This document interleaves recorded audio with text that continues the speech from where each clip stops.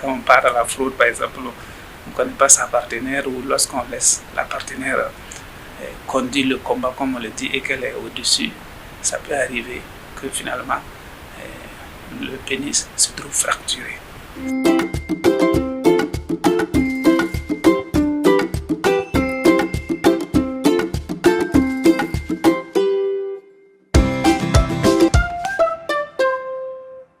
C'est des choses que nous recevons en consultation, en urgence, et ça se termine parfois au bloc opératoire.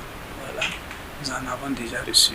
Le cas qui m'a le plus marqué, c'était à 2h du matin, un monsieur qui est venu avec sa partenaire et l'activité même s'était passée au sein de leur couple.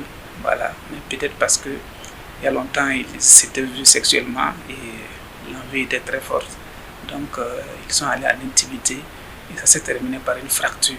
Et c'est madame qui a pris monsieur dans son véhicule pour l'amener en consultation aux urgences. Et ça s'est terminé par une intervention chirurgicale. Les choses se sont bien passées après. Mais ce n'est pas le seul cas, nous en recevons.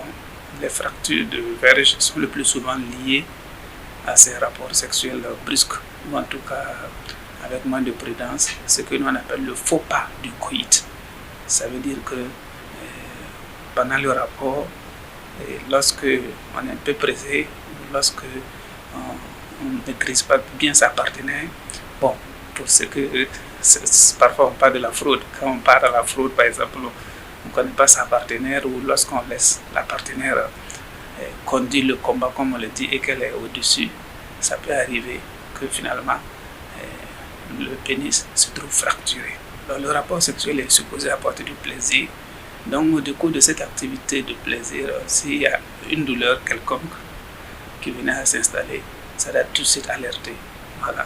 Parce que le plus souvent, ça va se manifester sous forme de douleur, un craquement. On peut sentir même une sensation de craquement. On peut remarquer aussi du sang qui est en train de sortir. On peut remarquer qu'il y a un gonflement du pénis. Voilà, ce que l'on appelle un hématome. On décrit ce qu'on appelle une verge en aubergine. Donc un pénis qui commence à ressembler à de l'aubergine. Suite à un rapport sexuel, ça va tout de suite tiquer. Voilà. Ou on a des difficultés à pisser au cours d'un rapport sexuel. Ça doit nous tiquer également pour qu'on puisse consulter le plus tôt possible et pour qu'il y ait une prise en charge adaptée.